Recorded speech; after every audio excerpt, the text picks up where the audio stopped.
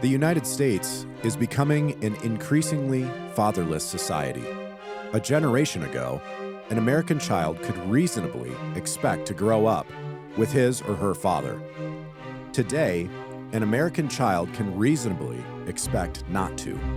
Fatherlessness is now approaching a rough parody with fatherhood as a defining feature of American childhood. David Blakenhorn from his 1995 book, Fatherlessness in America. The King's Hall podcast exists to make self-ruled men who rule well and win the world. Well, welcome, gentlemen, back to the King's Hall podcast. We are in season 2. I am one of your hosts. I'm Eric Kahn. I'm joined by Pastor Brian Sauvé and Pastor Dan Burkholder. Brian has been gallivanting, creating beautiful music, psalmody. Gallivanting. It's been a long time. I do picture you skipping and singing now that you mention it. I don't ever skip when I sing. It'd be really difficult to actually do those two things at the same time. You're right. Your mouth breathing would really be accentuated. Here we go. It's been a while, but we're right back. We're right back. We are locked. I am so excited to be here, Eric. I was going to say, Dan, I have to get your excitement level about season 2. I feel like your excitement is what drives us. Wow. And it's what our listeners are craving. Yeah, I think most people would describe me as just like an emotional, tumultuous sea. So I'm glad of joy. Yeah, Sailing of joy. the wine Exactly. dark sea. Of Exactly. joy. Just like more like, Dan, do you feel anything ever? Except joy. Other than joy.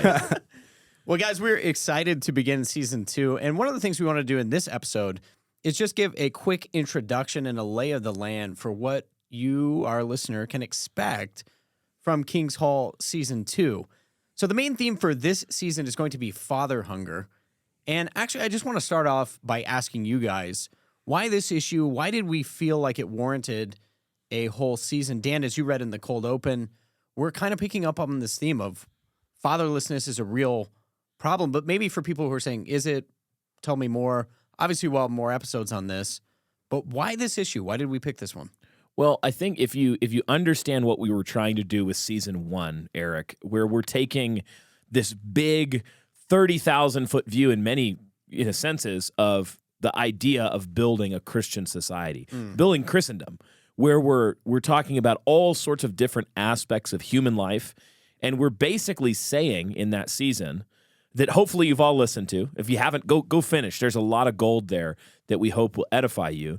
But what we're saying is that Christ is Lord here. Christ is Lord here of the state. Christ is Lord of local politics.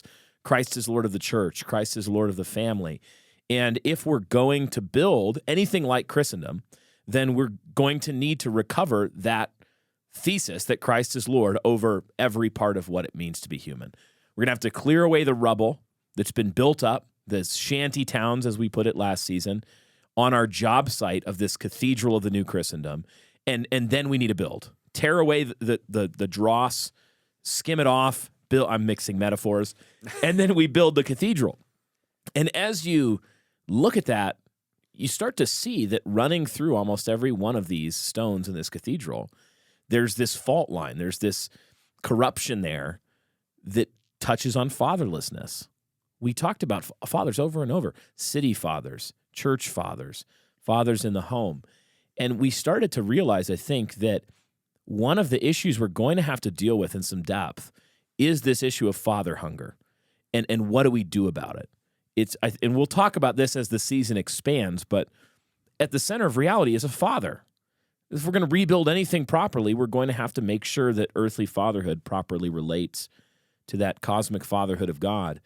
And so I think this warrants a whole season because it is such an enormous issue, and it touches every other issue. Well, yeah, I'll say it's how important it is in the grand scheme of actually like flourishing human society.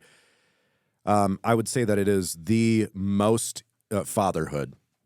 Father is the most important human authority on earth. The most important, the single most important human authority on earth is a father. I think you're right. And so when you look at building new Christendom, like you said, taking dominion, one of the principles of warfare is a concentration of force. And so when you see, in war, you see like a weak spot in the enemy's defenses, you would employ the concentration of force and you would breach there. And obviously that's been happening to us, to us. Christian society for a long time, is that the weak spot in the defenses have been fathers. And so there is a war being fought against fathers and fatherhood. And so what we're going to do is we're going to punch back. Yeah. We're going to show this weak spot and shore up our defenses. I mean, I think that's really what needs to happen in order to recover Christian ethics, Christian culture, and Christian worship is a strong class of fathers. And so we're going to look at the effects and the fallout of failed generations of fathers and the fruit that it produces, and then what we can do about it. Yeah, it's really interesting. And we'll start to unpack some of the episodes now, give you kind of a flyover country view of what we're going to, talk about this season. But I found it really interesting in researching and doing a lot of the prep for this season that these issues, we have, things like statism and welfare state, which has replaced the father. So kind of like 20th century things that happen that are pretty unique. But when you go back to it, you can listen or read about in the Fifth Commandment, Westminster Confession. Pretty much, this isn't a new problem. No. Right? They're talking about how fatherhood is God's plan for authority, order, and structure in the entire cosmos. So really, we have an advantage, too, because we have ancient pillars to stand on and rebuild. Yeah. We're not trying to reinvent something new. Even if you go back to Paul's statement, you have not many fathers. I mean, that is just a sentence from Paul that's really stuck with me and rolled in my mind a lot as I'm thinking, what did Paul mean by that? Yeah. All the way back there in the first generation of the church, Paul is saying there's this issue where you need wise, old, sage men who can father you, raise up the next generation. And he didn't just mean physical fathers. He also meant church fathers. And so even all the way back there, you see this issue of father hunger rearing its head. Yeah, that's exactly right. So that kind of dovetails nicely into this overview of the episodes for the season. But first, I guess it's worth noting as well, Brian, we have soundboard on Do we board. have the soundboard ready to go? Yeah, we do. And I can say one thing about it in the language of Brian Sauvé. Yeah. Glorious. Oh, no. It is Oh, no. glorious. By the way, When did you say that? that was not me. I want to make that 100% clear. Are you sure? I'm that we pretty didn't sure that I that don't is know. I'd have Will. to- That's Will Ferrell. That's Will Ferrell. That's not me. That is Will Ferrell. You guys, kids, don't Google Will Ferrell. Don't ever watch any of this stuff. Don't look at I don't what know, that's maybe from. Elf. None of that. We also some old throwbacks, Dan. Do we have a classic? You ugly. Oh, we've got the classic. We've got the classic. We've got some standbys. Hey, I mean, and gayness, 100% rejection of fatherhood. Happy Father's Day, you homo. exactly. Antithesis of fatherhood. That's exactly right. So it ties in. I mean, very it all ties in. sophisticated tie in there. That's right. So we will have the first couple episodes, we're going to be talking about father hunger. Where do we see it showing up in our culture? We're also going to be talking about what caused it. We're going to talk about how the state and welfare replaced fathers in American life, why that's so important. By the way, so much of this happening in the 1960s. We're kind of living with the fruit of it today. One of those things that we see showing up today as sort of bad fruit is also this okay boomer phenomenon. Yeah. I didn't realize this, but there's like entire essays written on this topic. Really? Yeah. Wow. In the Atlantic and places like that. Yeah. Can't wait. So people picking up on that, we're going to talk I bet about boomers wrote them. I'm just going to say. Oh, no. that. Boomers. They're like, stop. There's some David French in there. My favorite author yeah, exactly. is not David French. Let me finish. I'm going to let you finish. But Even the Dispatch is like, no more David French, please. yeah, let's send them to the New York, whatever. New Libs. York Libs. We can't do it. Is that the name of the paper, the New York Libs, New York Knicks. that he writes for? It's Oh, the that's New what- York Knicks. Okay, gotcha. Yeah, that's right. So, gentlemen, we're also going to be talking about what are fathers for? Why do they exist? We'll consider some things from Paul's letter to Titus as well when he says to appoint elders to create order. So we see that fatherhood is for order, among other things. We're also going to be talking about multi-generational visions. You know, we talk about that in the midst of our church. Dan and I were talking about this the other day with young men. You know, what's your telos? What's your aim? What's your purpose? what's the compass points of principle that you live by Mm-hmm. on a daily basis? And Dan, correct me if I'm wrong, but so often we hear, I don't know, I've never thought about that. Yeah. Even you had tweeted something that we were talking about the other day, and it was about vision. Yeah. Do you remember the quote, Seneca? Yeah. If a man doesn't know which harbor he sails for, any wind seems right, or something like Yes. that. And so some of the comments were like, yeah, but how do I do that? And we got you. We're going to help you. Yes. Yep. If you have that question, that's one of the things we want to do.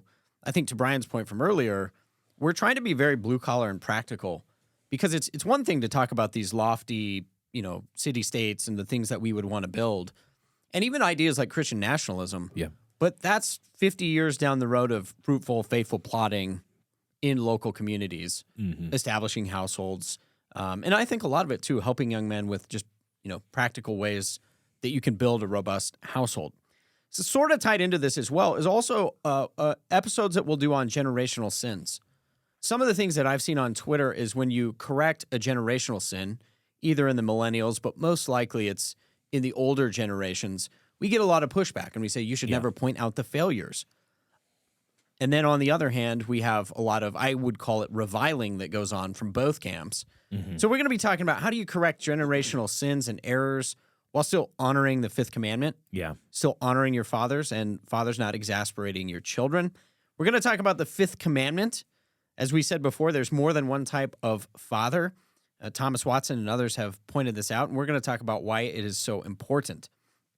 And then, Dan, we're going to talk about a subject I know that is near and dear to your heart, Show me on this new eating program. What have you been digesting, man? It's like 2 pounds of bison a day, Lucky. which is wealth, inheritance, legacy, and productive property. Makes me sound greedy when you say that. Dan, you are all about wealth. I'm all about All about it. I just want it. We call him someday, Moneybags Dan. but not really Someday. because Someday. that's elder qualification. Yeah, except for that part. But we're joking. It is actually kind of interesting because in our culture, particularly evangelical culture, Yeah. if you talk about wealth and you say like anything positive about it, Yeah. we've sort of been living in this poverty gospel world, especially in the Yeah. conservative branches, where wealth is always bad. Yeah, even some of the verses of if you said them and you didn't tell someone, that was literally a Bible verse. People would be like, "Wow, that was pretty." I don't know. Okay, Creflo. Wise Like, fathers leave an inheritance. Jesus said a that. spiritual one. Yeah, spiritual. A spiritual inheritance. That only. was just Proverbs guy. I mean, it wasn't Creflo. That's right. So Dan, we'll be talking about wealth and inheritance. We're also And going to be talking about if I could. Oh yeah. If I could, If because you may. listen. No, I think one reason to whet the appetite there is that this is such an important issue that's neglected, is that so much of what's gone wrong relates to the interlocking of legacy and wealth building and generational cooperation, where instead of giving, we're robbing. There's been robbery instead of legacy building. And that's one of the reasons why this issue is so fraught, like why it's so painful for many young men. Well, and you think about it, it's like when we do marriage counseling, what's one of you kind of look for these key issues that are typical sources of conflict. Yeah. Well, finance is always one. But it's also that way, Luke 12, you have the two young men coming to Jesus and saying, help us figure out what to do with the inheritance. And I think part of the problem is because the father didn't do that. He didn't settle things. He didn't set them up well. And so it's going to cause conflict and tension. Yeah. And I think when Jesus says, what am I, an arbiter over the situation? I think ultimately what he's saying is, fathers should be doing that. That's something that fathers should be doing. And I think if you don't have the wealth inheritance question teed up the right way and biblically, which we typically haven't done in our culture, that's where a lot of this okay boomer angst I think is actually coming from. It's tied to money and wealth and inheritance. Yeah. Agree, Dan? Oh, yeah. I just don't want to give too much away. I mean, we don't want to do the whoa. episode right now. True. Good Whoa. point. But a little Whoa. spoiler. Yeah. So I don't know if you guys have ever said this or heard this said, but I have more time than money. I also think that an inheritance of time is being stolen generationally, not just a wealth of finances, but also of time. Dan, that's genius. Well, we'll see. We'll have to talk about it. Speaking of genius, we're going to talk about divided and unproductive households, which are not genius.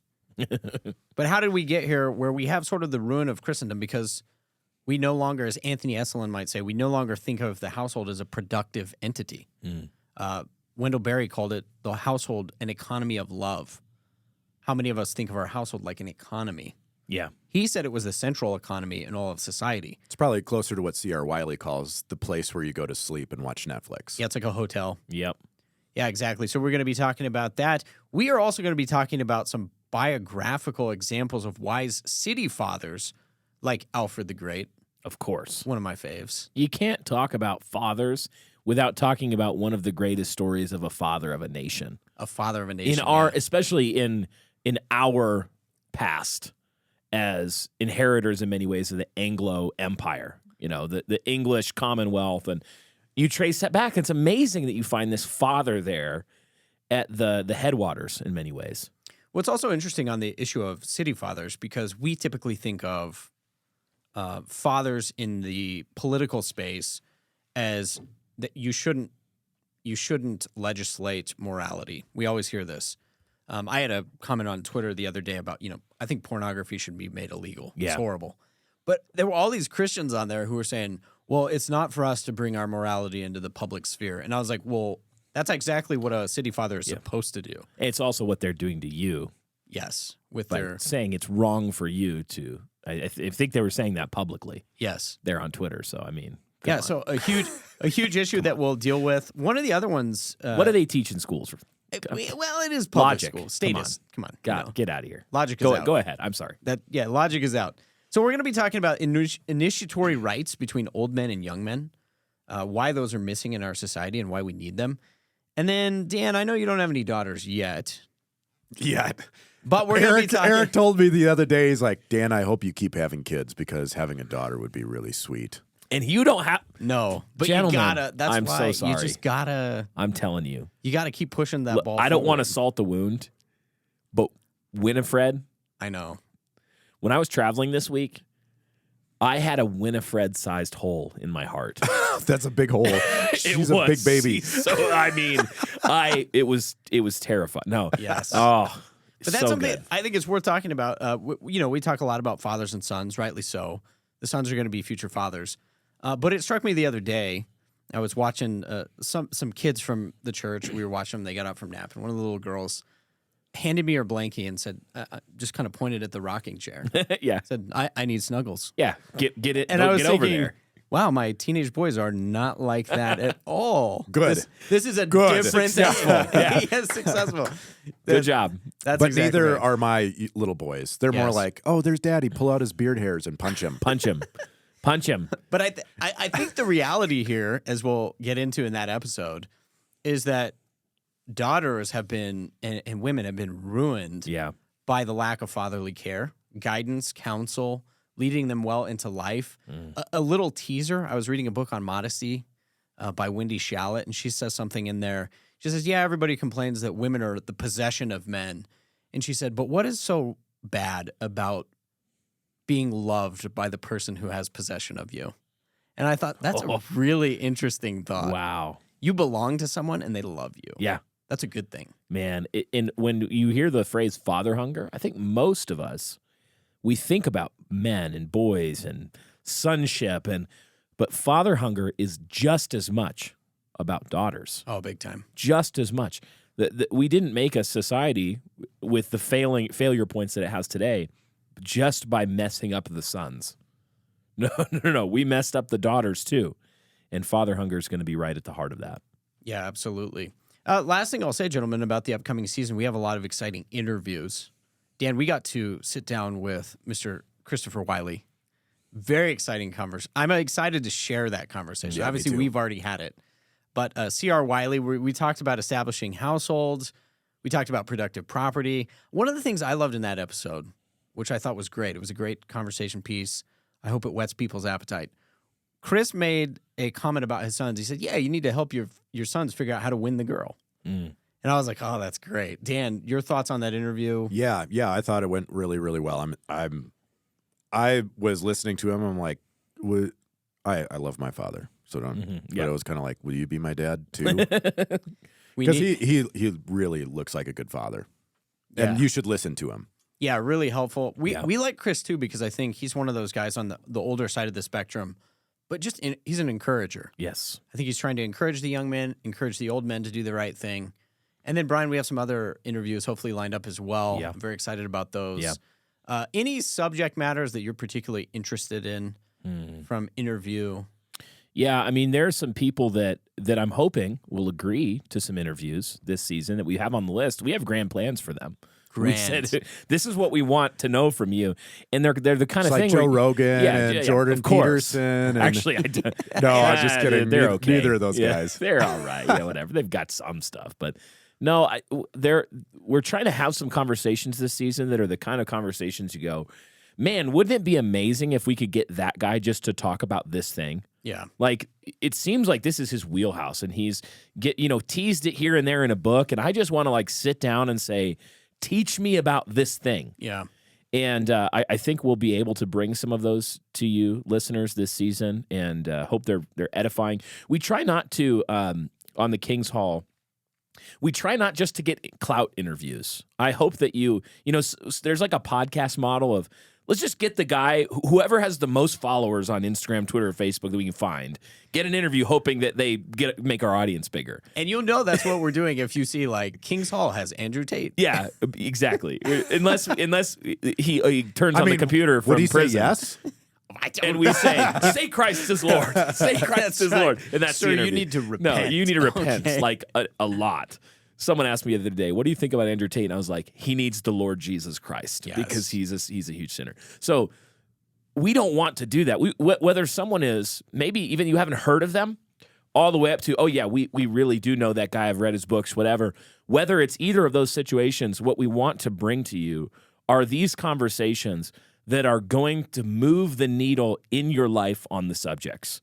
Regardless of platform, regardless of reach, we want to bring you these kind of conversations that will actually make a difference in your day so that you can, at the end of the interview, say, so what, and answer that question with helpful things for you to do and bring into your own life. Yeah, that's absolutely, as I would say, huge. Glorious even. Gloriously huge. Dan, the last thing I want to talk about in this episode is we have an exciting new project, obviously with New Christendom Press. So this is the parent cathedral size press that oversees Hard Men Podcast, King's Hall. Brian, you have a little podcast that has a name. I can't remember. Bright Star, Bright Fireplace. Bright Fireplaces. Bright Stove. Bright Stove. It's all about the kitchen. No, Bright Hearth. The Bright Hearth. We have Brian's music. Yeah. By the way, what were you just recording? I was just wrapping up this week as we record this year early in January, year of our Lord 2023. I was wrapping up the Psalms album, Even Dragons Shall Him Praise. 10 Psalms, 2 original songs, and also did some production on one song from a project that no one knows about unless you're a patron. Or like us. Or you guys. I mean, you guys too. But Do I know about it? Is it a hidden track? No, you remember no. when they used to do that? Yeah. Do people still do that? You wait long enough on the song. Yeah. And you're like, why is this song 8 minutes long? And then you find out. Hey, that's actually a great idea. I got to think about this. Ray, you should edit that out so that it'd be a surprise. So it'd actually be a surprise then. No. Yeah. This would be the genesis. People would be like, deep cut. That was Dan's idea. Boom. Deep cut. But it all yeah, is. Got some, it all it's is. all, it's all Dan's idea. It always was. Always was me. When can people pick up the Psalms So album? right now, what we're aiming for is to finish up all of the production by the first week of February. And I'm hoping to get the guy who mastered all of Death Cab for Cutie's best records to master the album. Really? Because my friend and producer knows him. Really? And it's actually like ministered to him. So pretty cool story behind that. But I'm hoping to get that all done first week of February and have a patrons and backers of the project should hopefully get it there first week of February sometime. And then public launch. We're aiming for first week of March. Man, that's exciting. So as you listen to this podcast, I don't think it'll be out yet still. Look forward to that. Hope you guys like it. It's been a lot of work. And I hope it's glorious. It's going to be glorious. Speaking of glorious, the last project I'll mention is we did an interview with Chris Wiley. We've also got a book that we are under contract with Chris to write. He should, Lord willing, be done in the fall. So good. That book is about risk, aimed at, I think, young men, but also old men. It doesn't really matter what phase of life you're in. Chris has some wonderful outlined ideas, Dan, to talk about risk, think it's a huge issue, culture of safetyism. So be on the lookout for that, and we'll have more to say about it. But I'm excited about it. Yeah, that should be coming in the fall, winter. Yes. This year, next year. Be a Christmas present for next year. There you go. Lord willing. Lord willing. So, gentlemen, we are embarking now on season 2 of the King's Hall podcast. Encourage our readers to stay tuned. Become a patron if you're not yet a patron. Yeah. It's a great way to support this show. Also get exclusive content. We are going to be having, do you remember After Hours? Do you remember what that was like? Oh, After Hours. My life has been emptier because of the lack of After Hours. Yeah. After Hours when we actually had some whiskey too. Oh, well, it's back. It's back. People can't see this, but It's back. We back. So Yeah, I'm still just eating meat, so I don't know. I don't know. Can we make a meat tea that Dan can toast with? Should It's we called make beef this broth. episode about carnivore too? Please, Can we no. please? So today we're gonna make beef tea. Great, dude. I've been doing a lot of elk meat and sea lion liver. Yeah, the sea lion liver for the Omegas and the elk meat for the Joe Rogan. Please, no. You know what? Also, No. we need a soundbite Michael that Scott says saying carnivore, no. and then Ben and I just yelling, "No, boo!" Awesome. Well, we appreciate you guys joining us for this episode. Very excited about season 2. And until next time, Festinolente, make haste slowly.